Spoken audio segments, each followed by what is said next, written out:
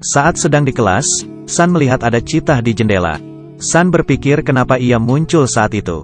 Gadis di sebelah yang menyukai San, mengedipkan mata padanya. Lalu, alarm kebakaran berdering dan seluruh siswa berhamburan keluar. Ternyata, citah tadi dipelihara San dari kecil. Dulu, San dan ayahnya menemukan bayi citah di tengah jalan.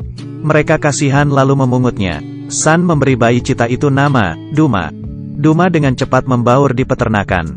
Ia tidur bersama ayam. Duma tumbuh besar dengan pesat. Larinya luar biasa cepat. Suatu hari, ayah San berkata bahwa tempat Duma bukan di sini. Duma harus pulang ke rumahnya di padang sabana. Di sana, Duma dapat bebas menjadi dirinya sendiri. Minggu depan mereka akan berangkat ke sana. San tidak rela Dumanya pergi. Tiba-tiba, ayah San meninggal karena sakit keesokan harinya. San tertekan. Ibunya menyewakan peternakan dan pergi mencari kerja. San dan Duma dititipkan di rumah tantenya. Saat San pergi ke sekolah, Duma merasa kesepian. Ia sangat bosan dan tak sengaja menyalakan TV. Kartun di TV membuatnya kaget hingga lompat ke meja. Tantenya kaget dan lari ketakutan hingga lupa menutup pintu. Duma pergi jalan-jalan ke sekolah San. San yang keluar dari kelasnya melihat polisi. Ia tahu mereka mencari Duma. San mencari Duma di toilet. Tapi di situ ada anak-anak yang menindasnya. Saat mereka berkelahi dengan San, mereka melihat Duma di toilet. Gang anak nakal itu lari terbirit-birit. San segera melarikan Duma dari sekolah. Mereka sampai di padang rumput. San akhirnya sadar tempat Duma bukan di sini. Sesampainya di rumah ia nyekar ke makam ayahnya dan memberi ibunya sepucuk surat. San dan Duma berangkat ke Gunung Erongo yang sangat jauh dan harus melintasi Botswana, padang garam Maggadik-Gadi, dan Okavango Delta terlebih dulu. Sesampainya mereka di padang garam, bensinnya habis. San harus mendorong motornya. Tak tahu sudah berapa lama, mereka melihat sebuah bangkai pesawat. Malam itu, mereka menginap di sana. Esok paginya, San mendengar ada orang yang mencoba membawa motornya. San bertemu dengan Rip Kuna, seorang pria hitam. Kalau Rip memberi San air, San janji akan mengantarnya. Setelah minum, San memodifikasi motornya. San memasang parasut yang ia temukan di bangkai kapal. Cara itu rupanya berhasil. Motornya jalan lagi. Rip juga menemukan air. Tapi, San masih lapar. Saat melihat burung unta, Duma mengejarnya. Karena mereka tidak jadi makan daging burung unta, mereka memutuskan makan telurnya saja. Rip tiba-tiba memiliki niat jahat. Ia menyarankan San menjual Duma. Dengan begini, pasti ia dapat banyak uang. San bilang, teman tidak boleh dijual. Rip bertanya, apa kamu tahu mau kemana? San menunjuk peta Gunung Erongo. Rip bilang, di situ sangat bahaya. Kamu mungkin mati dimakan singa. Gertakan itu tidak mempan. Akhirnya Rip memutuskan untuk nekat saja. Ia berkata ia tahu daerah itu. Jadi, ia bisa mengantar San. Dengan begitu, San bisa menghemat waktu. Setelah jalan beberapa waktu, San tahu dari kompasnya bahwa mereka salah jalan. Tapi, ia mempercayai Rip. Mereka sampai di sebuah reruntuhan. Di situ, Rip menemukan mata tombak. Ia membawanya karena bisa dipakai sebagai senjata. Di tengah jalan, mereka melihat bekas tambang berlian. Rip menyuruh San menunggunya di luar. Ia akan masuk mencoba peruntungan. Ini kesempatan San untuk kabur. Tapi, ia mendengar suara gemuruh dari dalam gua. San tahu pasti guanya runtuh. Ia putar balik dan kembali ke gua. Ia melihat tangan Rip dan mulai menggali. Setelah kepala Rip muncul, ia berhenti menggali. San menancapkan sekop di sebelahnya, lalu pergi meninggalkannya. San dan Duma sampai di pinggir sungai. Ia merobek bajunya menjadi kain panjang, lalu membuat rakit dari ranting dan batang pohon. San membiarkan rakit mengikuti arus. Duma melihat sekeliling dengan waspada. Sesampainya mereka di arus jeram, rakit menabrak batu dan hancur. Saat itu, buaya di tepi sungai melihat mereka dan langsung berenang mengejar. San yang masih berusaha mengapung tersapu ombak lagi. Buaya sudah mendekati kakinya. San berusaha menusuknya dengan tombak. Ia menusuk sambil berenang ke darat. Duma juga berusaha berenang. Untung saja, ia berhasil menepi. Sesampainya di darat, bahaya lain datang.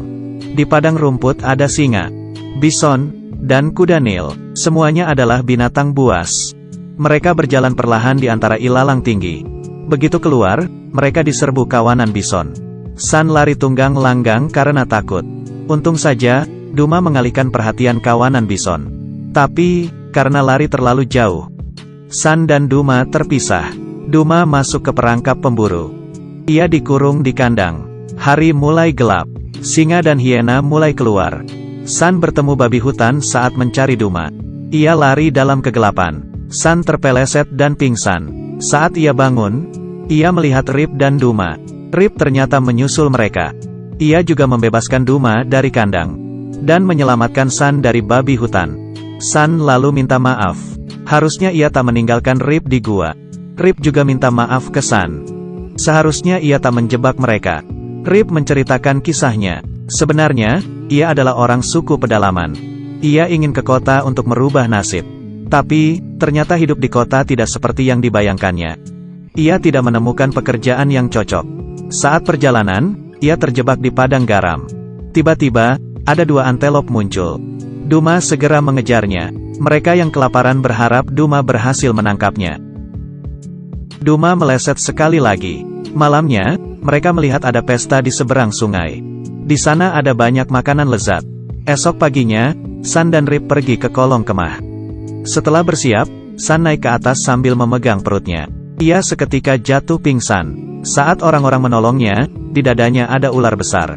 Orang-orang berhamburan keluar. Rip segera menyusul ke atas dan mengambil makanan. Setelah dirasa cukup, mereka segera pergi naik perahu.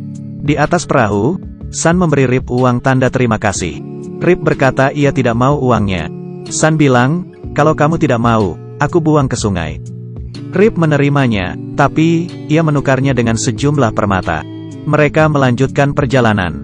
Di sana, ada bangkai antelop sisa dimakan singa. Duma langsung lari dan makan dengan lahap.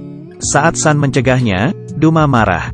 Rip berkata pada San, inilah alam rimba yang sebenarnya. San mulai menerima Duma yang baru. Malamnya, Rip membawa mereka ke gua untuk istirahat.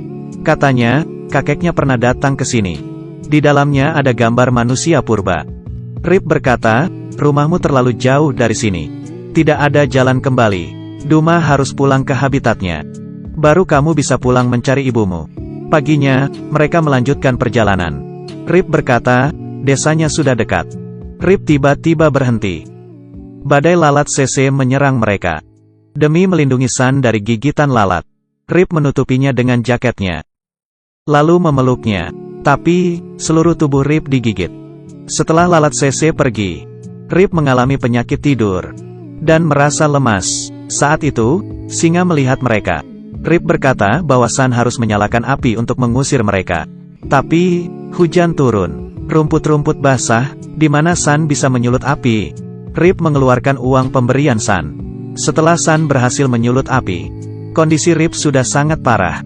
Ia terbaring lemah dan sesak napas. Hanya San yang bisa membantunya sekarang. San sendirian lari ke desa. Tapi, kawanan singa juga melihatnya. Singa mulai mengejar San. Untung saja, Duma datang tepat waktu dan mengalihkan perhatian mereka. Akhirnya, San sampai di desa. Tapi, mereka memiliki kendala bahasa. Ia memakai bahasa isyarat dan tampaknya berhasil. Saat San membawa bantuan untuk menyelamatkan Rip, Duma mendapat teman dan bermain. Rip digotong ke salah satu rumah penduduk. Mereka mengobati Rip. Siapa sangka, ternyata yang membantu San adalah keluarga Rip sendiri. Ia lalu mengenalkan San pada anak dan istrinya. Melihat keluarga Rip berkumpul, San pergi ke padang rumput. Ia berteriak memanggil Duma. San melihat Duma dan temannya lari. Mereka berhasil menangkap satu antelop. San tahu Duma juga telah pulang ke rumahnya. Dari kejauhan, San melihat Duma. Ia teringat pesan ayahnya. Di sini, Duma bisa bebas berlari, mengejar, dan menerkam mangsa. Duma berlari ke arah San. Ia membelainya terakhir kali sebagai tanda perpisahan. San lalu pergi sambil menangis. San mengambil motornya di padang Kalahari dan pulang. Di ladang, ibunya melihat San telah pulang. Mereka lari dan berpelukan sambil menangis haru. Film selesai. Oke, aku Kaki Minyak. Like dan follow, ya. Sampai jumpa di episode berikutnya.